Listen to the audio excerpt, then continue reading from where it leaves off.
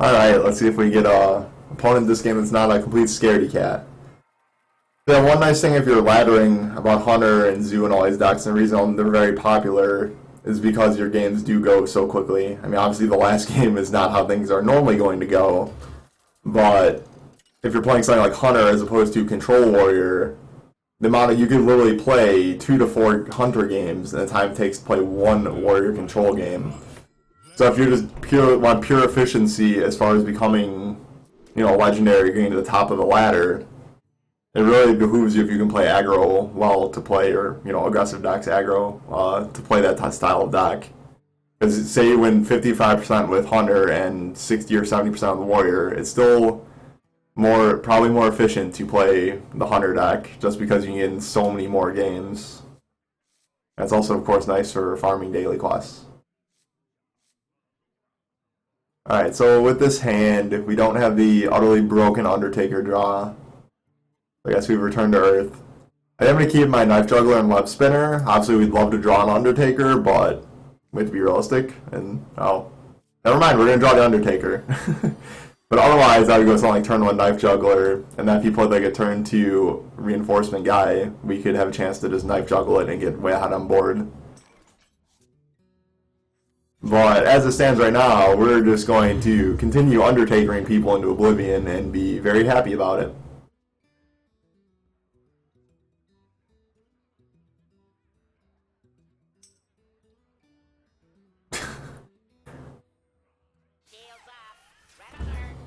Alright, so he's got a shield bot, which is laughably outclassed by our turn 1 board. I am going to trade this in. See what we get. Oh, we got a Starving Buzzard. Alright, maybe we'll get Unleash the Hounds and pay 8 mana and they'll have a nice... They'll pretend it's like a year or two ago. Alright, so let's think about this. So he's on the play, so he does not have a coin. Because our main concern is turn 4 Consecration here. So that's what we want to try and kind of play around and not get blown up by. You also can have something like Muster for Battle, which he'd be able to play next turn. So that would, yeah, I think it's going to make us play the Haunted Creeper. I'm going to clear up his board, and this way if he plays Muster for Battle, he gets the 1/4 weapon, but the 1/4 weapon is not going to do anything at all for him. Okay, Coghammer, which... That'd be really bad for us if we wouldn't have killed off his minion. And he'd be able to eat one of our minions and then gain Divine Shield and Taunt, and we'd be really behind. Alright, so we actually have the combo, the classic, which later in the game this is going to be incredible for us because eventually, more than likely, the game will get to a point where he's getting Silver Hand recruits and then we'll draw a bunch. Or he could Muster for Battle, or both. Alright, I'm not sure about this turn, it's not really exciting either way. But I think I would just rather get out some damage than just sacrifice my Knife Juggler to his Coghammer. And then should we choose to play Knife Juggler next turn, we can do that plus Hero Power. Yeah, it looks like he must have another weapon, like or a Muster, or like a True Silver Champion, because it's kind of weird that he just ran. Okay, I guess he's that Knife Juggler. That's kind of weird he ran his Coghammer into our Spider for not a great reason. And Coghammer is really annoying.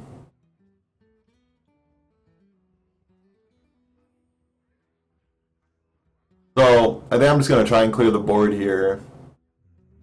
The question is if we want to play the Knife Juggler or not. I guess we don't, because I don't think it really does anything for us. We don't have any traps, our bow's not getting any better in the immediate future, so I don't totally mind throwing it away on killing the Knife Juggler. So we're just going to do this. With our hand, we actually have a really good late game, so like normally against Paladin, you don't really want to go to the late game as a Hunter. But in this case, I think we're pretty well set up to deal with whatever he can do. Alright, that owl is pretty timely. Another thing too is normally you really want to save your kill commands for when they're almost dead, as literally a kill command, to finish them off. But in this case, I just want to, like I said, keep control of the board. We have these 3 cards which are crazy late game, and of course Dr. Boom if he doesn't have a board, so Unless he plays something ridiculous this turn or next turn, we have him pretty well covered on anything he can really do. Also, I'm hoping he cog hammers our owl here. That'd be wonderful, so we can finally deploy our knife juggler. Alright, dodging Harrison's awesome too for us.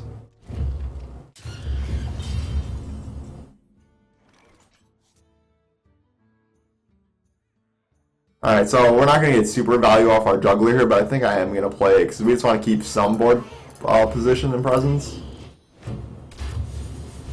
And this will put pressure on him, and he's going to feel like he needs to answer our guys right away. And hopefully he burns some kind of resource here, and then we can play Dr. Boom next turn. And then on turn 8 or 9, unleash and Starving Buzzard and draw some more cards and refuel. And hopefully find like a Loatheb or another Dr. Boom, or not another Dr. Boom, find a Savannah Highmane. Or even like a Piloted Shudder, one of our resilient sticky minions.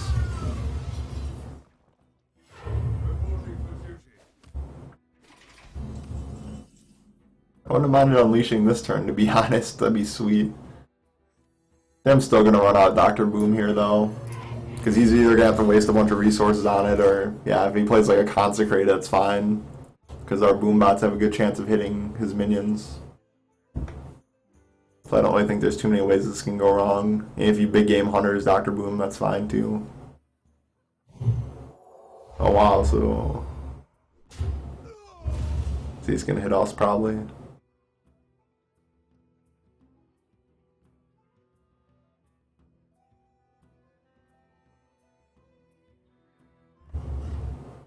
That Harrison Jones is not going to be long for this world.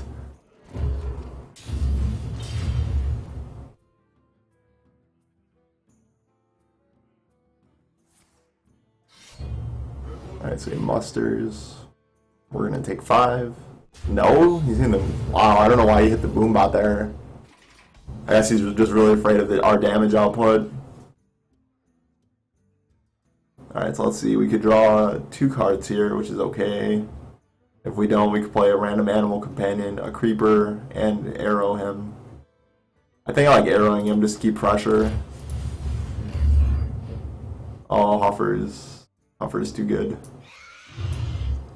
Also, I should have actually, to play correctly, I should have played Animal Companion first.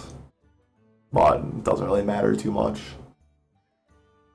As I've said in previous videos, normally with drawing cards, you kind of want to see what's going to happen, and say if there are random cards on your side, if you have something random, you want to kind of see what that's going to do, if possible, before committing. Alright, so this Tyrion's actually incredibly annoying, and him trading for a Huffer also kind of stinks for us. So I think I'm just going to play Loatheb here, because I really want to get value off of our Buzzard.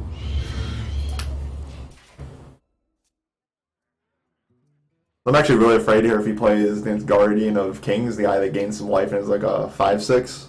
That guy would actually be really, really, really good for him at this point. Hopefully he doesn't have it. To arms, men. Alright, that's a very weak Quartermaster, and yeah, now we're going to draw all of the cards. We're also going to put him at 2. Oh, we just kill him. Sweet. Alright, yeah, he's done. Feels so good for 8 mana. Woohoo!